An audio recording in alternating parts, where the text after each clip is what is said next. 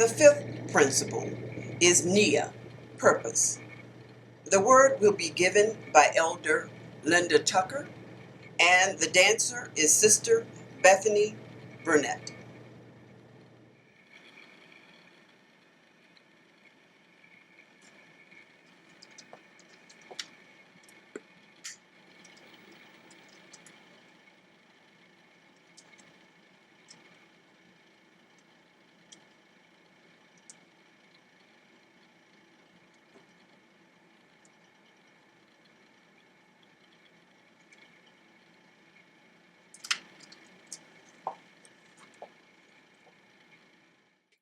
First of all, I'd like to thank the Sanctuary Christian Arts Center and Reverend Kimberly Tucker for this opportunity to speak on the fifth principle of Kwanzaa, which is Nia.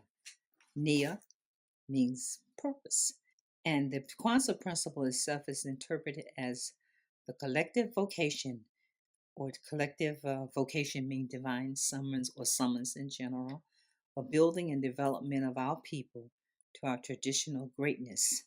Um, Everyone nowadays is talking about what is my purpose. Well, our purpose is to glorify God.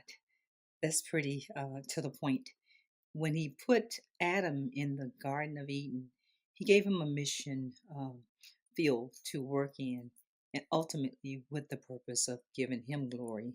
It's our purpose is to glorify him. It's not about us, it's all about him. Purpose is the reason that a thing is created, formed, or birthed. And that includes a person. We are birthed for a certain purpose. I have certain scripture references that I like to quote: Genesis 1:28, Jeremiah 1:3 through the 13th verse, and Ecclesiastic 3:1. God expects us to seek Him because everything that we do must or should point back to Him. He's our creator and He knows what's best for us. Jeremiah was an example of what God had for purpose. He said, "Before I formed you in the belly, I knew you and I sanctified or set you apart and ordained you to be a prophet unto the nations." Uh, he had a missions field, and God outlined that He didn't leave him in a state of not understanding what his purpose would be as far as his mission field was concerned. Um, he sent him to the nation of Israel. The Bible said that I set thee this day over the nations and over the kingdoms to root out, to pull down, and to destroy those things that were not like God, and to build and plant. It was not just a purpose of actually um, getting rid of, but to try to set them on the right road. And he told him, he said, "Don't be afraid of their faces," because Jeremiah's immediate response was to begin to say, "I'm just a child. I can't do it." But God said, "I've already put my words in your mouth." And then he said, "Don't be afraid." And in the last verse, he said, "And they shall fight against you, but they should not prevail against you, for I'm with you." And we find out that ministry is not, it's not easy. You can look at any of the characters that are in the Bible, the patriarchs of old. Ministry was never easy. And sometimes we get the idea that it's something easy or glamorous, but no, it isn't. It's quite challenging at times. The socialization of our traditional greatness is necessary because, left to ourselves, we believe that the African American, or a lot of people believe that we started as slavery, but our lineage comes from kings and queens. And we have done tremendous things, have the ability to do tremendous things, have built pyramids, have built the White House. So we have the ability to do great things. Some of the things that we have done are on display at the New African American Museum in downtown Washington, but that's just a glimpse of our greatness.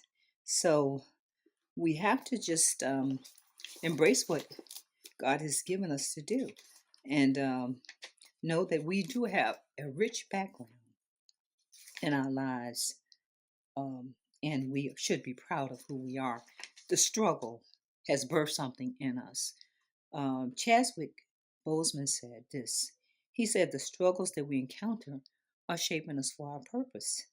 And we can see that throughout Scripture. Abraham struggled, Moses certainly struggled, and Joseph really struggled. Even the Apostle Paul, but lastly, Jesus. There's a struggle in carrying out the purpose of God.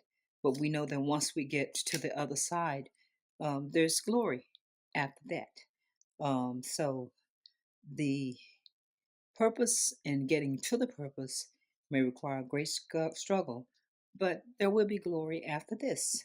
And we must trust God, and not only trust God, but trust His process.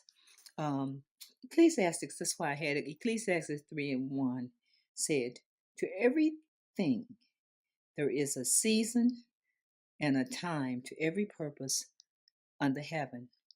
There is a season and a timing for every purpose under heaven. God has a timing for your purpose to come to the forefront. So we must learn not to run ahead of God, but to trust Him and His timing um, in order to do the work that He has called us to do. We can look inside of ourselves and find out who we really are individualistic. God gives us an enabling grace and His operating power to carry out the mission that He has for us to do. We have the spiritual DNA to actually do great things. And because we are regenerated and we have actually the DNA of God. Martin Luther King said, until we can rise above our narrow individual concerns and embrace the broader meaning for all humanity, an individual is not really living. We hear that the most miserable person you can come in contact with is a selfish person. There was a song that I used to love that they were saying, I give myself away. And truly, there is such a blessing in being able not just to receive gifts, but to be able to give to others. We get a joy. And God puts that joy in us that we will be able to really feel blessed for being a blessing to others. We're all really just better together.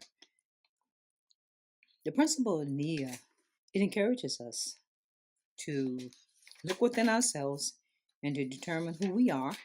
And after that, we begin to find out where we, with the gifting that God has given us, how we can synergize and collaborate with others and get in unity with others and become a part of a greater community, whether it be a community of believers or a community in general or a part of a workforce community. But we learn that we're all really better together. And we commit ourselves to that, and we'll find out that it's just so rewarding. NEA promotes the goal setting for the community and recognizes that while all and everyone is different, when we come together and we have God on our side, we are unstoppable. God bless you.